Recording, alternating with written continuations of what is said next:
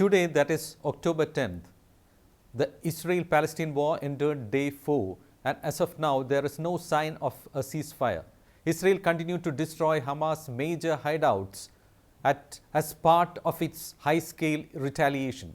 On October 9th, during a televised address to the nation, Palestinian Prime Minister Netanyahu said, "We are in an operation for our home, a war to ensure our existence, a war that will win.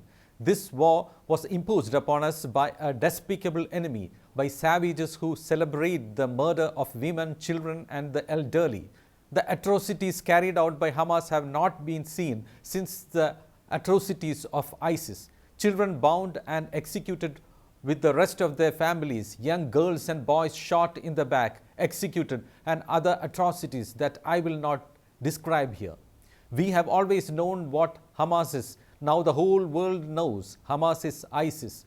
Netanyahu said, "We will defeat Hamas precisely as the enlightened world defeated ISIS." Here, Mr. Netanyahu was not exaggerating. The world has seen the barbaric acts of Hamas militants through numerous visuals that have emerged on social media since the war broke out. On Monday, Israel increased airstrikes on the Gaza Strip and sealed it off from food, fuel, and other supplies. But what is worst is Hamas also escalated the conflict, vowing to kill captured Israelis if attacked targeted their civilians without warnings.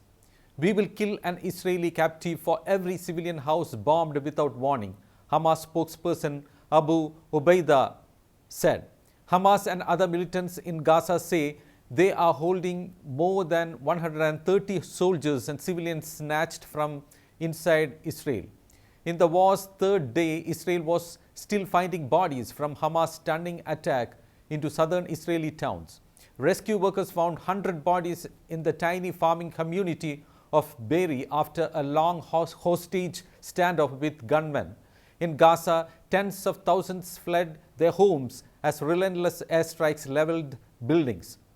The Israeli military said it had largely gained control in the south after the attack caught its wounded military and intelligence apparatus completely off guard and led to fierce battles in its streets for the first time in decades. Israeli tanks and drones were deployed to guard breaches in the Gaza border fence to prevent new incursions. Thousands of Israelis were evacuated from more than a dozen towns near Gaza, and the military summoned 300,000 reservists, which can be seen as a massive mobilization in a short time. The moves, along with Israel's formal declaration of war on Sunday, pointed to Israel increasingly shifting to the offensive against Hamas, threatening greater destruction in the densely populated, impoverished Gaza Strip. Here are some more latest developments in the ongoing Israel-Hamas conflict. While Israel is getting fresh supplies of air defense, ammunition, and other security assistance from the United States military, Palestinian President Mahmoud Abbas is expected to visit Moscow, news agency Reuters reported. On Thursday, the US, France, Germany, Italy, and the United Kingdom released a joint statement supporting Israel in the ongoing conflict with Hamas. "We make clear that the terrorist actions of Hamas have no justification, no legitimacy, and must be universally condemned. Our countries will support Israel in its efforts to defeat itself and its people against such atrocities," the statement read. But Russia condemned violence against both Jews and Palestinians in Israel and the Palestinian territories on Monday. However, Foreign Minister Sergei Lavrov called the West short-sighted. Israeli shelling on Lebanon killed at least 3 Hezbollah militants on Monday. However, the US warned Iran not to get involved in the crisis in Israel and said it did not want the conflict to broaden. US Secretary of State Antony Blinken said there was no evidence Iran was behind the latest attacks on Israel, but he said there are long-standing ties between Tehran and Hamas.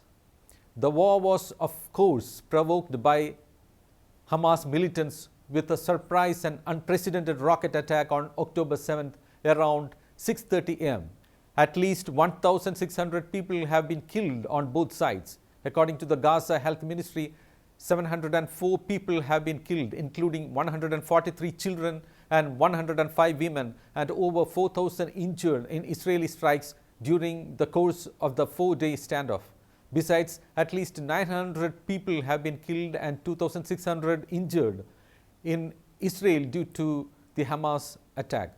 Now it seems the world leaders are divided over the support to the warring countries, with a large number of countries, mostly Western countries, coming out to condemn Hamas, while some countries, mostly Arab nations, coming out in support of Palestinians.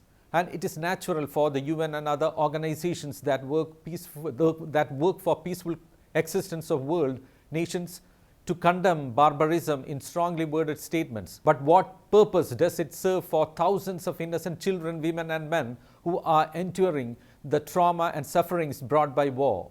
Instead of sitting far away and issuing statements of condemnation, such organizations and world nations should join hands and work out strategies to put an end to such heinous atrocities and wars.